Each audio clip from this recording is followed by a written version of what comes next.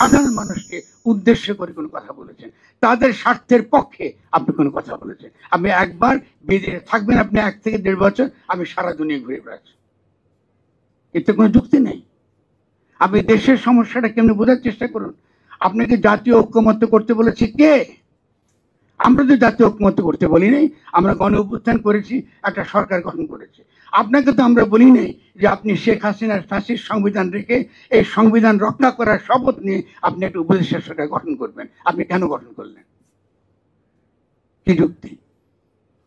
আপনি বলছেন যে 106 অনুচ্ছেদে আপনাকে মতামত দেওয়া হয়েছে। দেখি দেখান আমাদের কি ছিল সে মতামত, কারা ছিল সে মতামত দিয়েছে, সুপ্রিম কোর্টে কোন আইনজীবী, আমি কোন কি বলে বিচারপতি মত দিয়েছে, তাদের নাম কি? আমরা কথা বলতে চাই, আমরা তর্ক করতে চাই।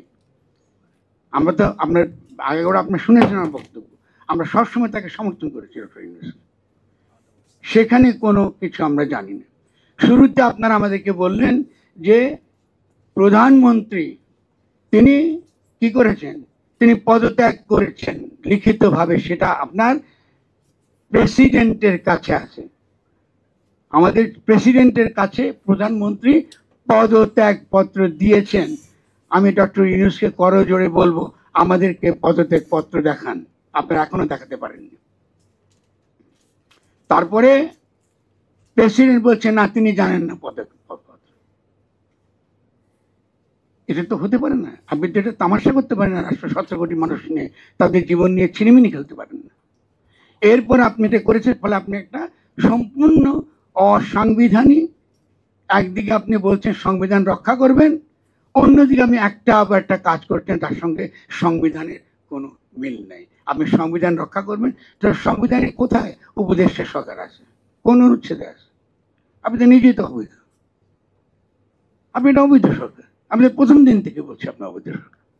অবৈধ সরকার বলে মানে এই নয় যে আপনাকে আমরা চাই না, এটা মানে হচ্ছে আপনার প্রথম কাজ আপনার নিজের বৈধতা নিশ্চিত করা। আপনার নিজের বৈধতা নিশ্চিত করবার একটা মাত্র পথ আছে, সেটা হলো গণ অভ্যুত্থান। কারণ গণ অভ্যুত্থান সংবিধান মেনে ঘটেনি। ফলে গণ অভ্যুত্থানের যদি আপনি সত্যিকার অর্থে প্রতিনিধি হয়ে থাকেন, তাকে যদি আপনি রিপ্রেজেন্ট করেন, তাহলে প্রথমত এটাকে বলা হয় আইনের ভাষায় কনস্টিটিউয়েন্ট পাওয়ার, গাঠনিক ক্ষমতা। ওটা 5 তারিখে জনগণ তার গাঠনিক ক্ষমতা প্রদর্শন করেছে, যা সারা দেশের সারা পৃথিবীর জনগণ সেটা দেখেছে, প্রত্যক্ষ করেছে। ওটা ফলে আপনার একমাত্র বৈধ ভিত্তি, রাজনৈতিক এবং আইনি ভিত্তি হচ্ছে সেই গাঠনিক ক্ষমতা।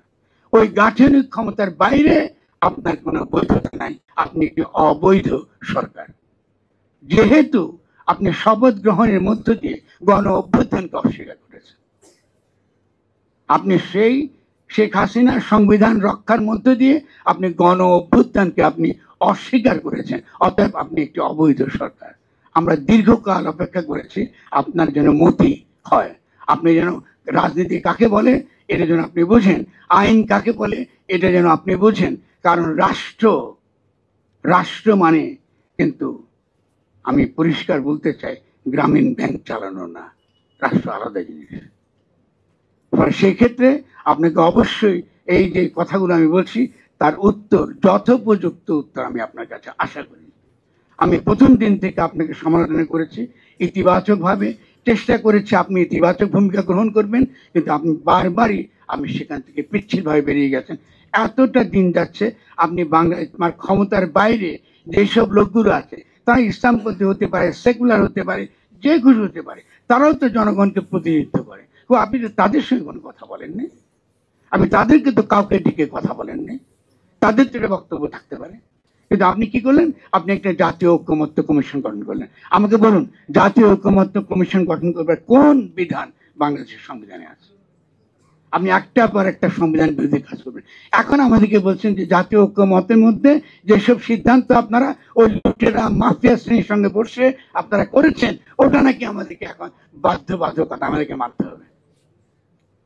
রাষ্ট্র যখন সিদ্ধান্ত নেয় বা জনগণ যখন সিদ্ধান্ত নেয়, সেই সিদ্ধান্ত নেবার ক্ষেত্রে হচ্ছে হয় সংসদ, যদি একটা সংবিধান থাকে, জনগণের অভিপ্রায় ধারণ করে এরকম একটা গঠনতন্ত্র থাকে, অথবা আপনাকে নতুন গণপরিষদ আপনাকে গঠন করতে হবে। গণপরিষদ নির্বাচনের মধ্য দিয়ে একমাত্র গণপরিষদে আপনি যে সিদ্ধান্ত নেবেন ওটাই একমাত্র আইনিভাবে বৈধ।